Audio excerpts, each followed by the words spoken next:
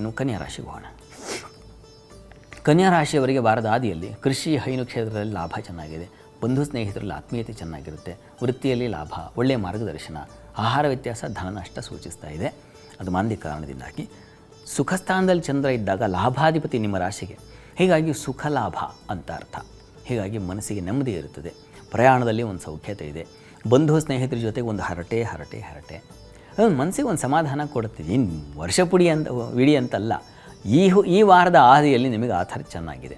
ವಾರದ ಆದಿಯಲ್ಲಿ ನಿಮಗೆ ವೀಕೆಂಡ್ ಥರ ಇರ್ತದೆ. ಆ ರೀತಿಯ ಒಂದು ಸಮಾಧಾನ ಖಂಡಿತ ಇದೆ. ಮತ್ತು ವೃತ್ತಿಯಲ್ಲೂ ತುಂಬ ಚೆನ್ನಾಗಿದೆ. ಲಾಭದಲ್ಲಿದ್ದಾನೆ ಕರ್ಮಾಧಿಪತಿ. ಹೀಗಾಗಿ ಒಳ್ಳೆಯ ಫಲವನ್ನು ಕೊಡುತ್ತೆ. ಒಳ್ಳೆಯ ಮಾರ್ಗದರ್ಶನ, ಉತ್ತಮ ಮಾರ್ಗದರ್ಶನ ಸಿಗುತ್ತೆ. ಮುಖ್ಯವಾಗಿ ಈ ಕೃಷಿ ಮತ್ತು ನೀರು ಮತ್ತು ಹಾಲು, ಹೈನು ಈ ಕ್ಷೇತ್ರಗಳಲ್ಲಿ ಕೆಲಸ ಮಾಡೋರಿಗೆ ಅತ್ಯಧಿಕ ಲಾಭವನ್ನು ಕಾಣ್ತಕ್ಕಂಥ ಒಂದು ಸಂದರ್ಭ ಎದುರಾಗುತ್ತೆ. ಹೀಗಾಗಿ ಈ ವಾರ ಹೇಗಿದೆಯಪ್ಪ, ತುಂಬ ಬೆಸ್ಟ್ ಸ್ಟಾರ್ಟ್ ಅಂತಾರಲ್ಲ ಆ ರೀತಿಯಲ್ಲಿ ಇದೆ ಕನ್ಯಾ ರಾಶಿಯವರಿಗೆ. ಆದರೆ ಧನಸ್ಥಾನದಲ್ಲಿ ಇದ್ದಾನೆ ಮಂದಿ, ಹೀಗಾಗಿ ಸ್ವಲ್ಪ ಹಣ ನಷ್ಟ ಆಗಬಹುದು, ಹುಷಾರು.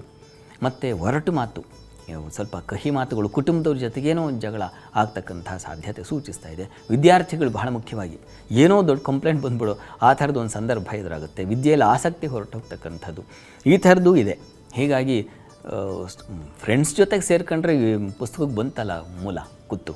ಹೀಗಾಗಿ ಜಾಗ್ರತೆ ಬೇಕಾಗುತ್ತೆ. ವಿದ್ಯಾರ್ಥಿಗಳಿಗೆ ಅಮ್ಮನ ಹತ್ರ ಅಪ್ಪನ ಹತ್ರ ಬೈಸ್ಕೊಳ್ಳೋದು, ಹೊಡೆಸ್ಕೊಳ್ಳೋದಿಲ್ಲ, ಸಹಜವಾಗಿರುತ್ತೆ ಈ ವಾರದಲ್ಲಿ. ಇನ್ನು ವಾರದ ಅಂತ್ಯ ಗಮನಿಸೋಣ. ವಾರಾಂತ್ಯದಲ್ಲಿ ಚಂದ್ರನ ಸಂಚಾರ ಗಮನಿಸ್ಕೊಂಡಾಗ ವೃತ್ತಿಯಲ್ಲಿ ಅನುಕೂಲ, ಜಾಣ್ಮೆ, ಹೊಸ ಆಲೋಚನೆಗಳು ಬರ್ತಕ್ಕಂಥದ್ದು, ದಾಂಪತ್ಯದಲ್ಲಿ ಅನ್ಯೋನ್ಯತೆ, ಸ್ತ್ರೀಯರಿಗೆ ಸಾಲಬಾಧೆ ಸೂಚಿಸ್ತಾ ಇದೆ. ಕೊನೆಯಲ್ಲಿ ಸ್ವಲ್ಪ ಹುಷಾರಾಗಿರಿ, ಆದರೆ ಹೆಚ್ಚಿನ ಪಾಲು ಚೆನ್ನಾಗಿದೆ. ಚಂದ್ರನ ಸಂಚಾರ ಅದು ಪಂಚಮದಲ್ಲಿ ಸಂಚರಿಸುವಾಗ ಮಕ್ಕಳಿಂದ ಸ್ವಲ್ಪ ಸಮಾಧಾನ, ಪ್ರಾರಂಭದಲ್ಲಾದ ಸಣ್ಣ ಪುಟ್ಟ ತೊಡಕಿದೆಯಲ್ಲ ಅದು ನಿವಾರಣೆ ಆಗ್ತಕ್ಕಂಥದ್ದು, ಬುದ್ಧಿ ಚುರುಕಾಗ್ತಕ್ಕಂಥದ್ದು, ಹೊಸ ಆಲೋಚನೆಗಳು, ಹೊಸ ವ್ಯಾಪಾರಕ್ಕೆ ಸಂಬಂಧಿಸಿದ ಹಾಗೆ ಹೆಚ್ಚಿನ ಆಲೋಚನೆ ಅಥವಾ ಇನ್ನೇನೋ ಒಂದು ಹೊಸ ಪ್ರಯತ್ನ ಮಾಡೋಣ ಅಂತಕ್ಕಂಥ ಒಂದು ಉತ್ಸಾಹ, ತುಡಿತ ಅದು ಉಂಟಾಗ್ತಕ್ಕಂಥ ಸಾಧ್ಯತೆ.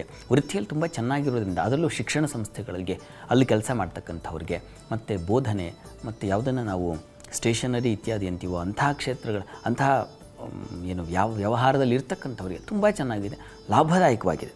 ಹೀಗಾಗಿ ಕನ್ಯಾ ರಾಶಿಯವರಿಗೆ ಹೇಗಿದೆ ಈ ವಾರ ಇಡೀ ಗಮನಿಸ್ಕೊಂಡ್ರೆ ಹೆಚ್ಚಿನ ಪಾಲು ಚೆನ್ನಾಗಿದೆ. ಹೆಚ್ಚಿನ ಸೌಖ್ಯ, ಸಮಾಧಾನ, ಸಂತೃಪ್ತಿಯನ್ನು ಕಾಣ್ತಕ್ಕಂಥ ಒಂದು ವಾರವಾಗಿದೆ. ಹೀಗಾಗಿ ನಿಮ್ಮ ಪಾಲಿಗೆ ವಾರ ಬೆಸ್ಟ್ ವಾರ. ಇದಕ್ಕೆ ಪರಿಹಾರ ಏನಪ್ಪ ಅಂದರೆ, ಅಲ್ಲಿ ಪ್ರಾರಂಭದಲ್ಲಿ ಆಗ್ತಕ್ಕಂಥ ಸ್ವಲ್ಪ ತೊಡಕು, ಅದರ ನಿವಾರಣೆಗೆ ದುರ್ಗಾ ಆಪದುದ್ಧಾರಕ ಸ್ತೋತ್ರ ಅಂತ ತುಂಬ ಒಳ್ಳೆಯದು. ಇದನ್ನು ಹೇಳ್ಕೊಳ್ಳಿ. ಇದನ್ನು ಹೇಳ್ಕೊಳ್ಳೋದ್ರಿಂದ ನಿಮಗೆ ಮನಸ್ಸಿಗೆ ಒಂದು ಬಲ ಬರುತ್ತೆ. ಇದರ ಜೊತೆಗೆ ಕೃಷ್ಣ ಸನ್ನಿಧಾನಕ್ಕೆ ಸ್ವಲ್ಪ ಕ್ಷೀರ ಸಮರ್ಪಣೆ, ಹಾಲಿನ ಸಮರ್ಪಣೆ ಮಾಡಿ. ಹತ್ತಿರದಲ್ಲಿ ಕೃಷ್ಣ ಸನ್ನಿಧಾನ ಇದ್ದರೆ, ಇಲ್ಲ ಅಂದರೆ ಕೃಷ್ಣನ ಅಷ್ಟೋತ್ತರವನ್ನು ಹೇಳಿಕೊಂಡ್ರು ಹೆಚ್ಚಿನ ಉಪಕಾರವಾಗುತ್ತೆ. ಇದು ಕನ್ಯಾ ರಾಶಿಯವರ ಫಲ.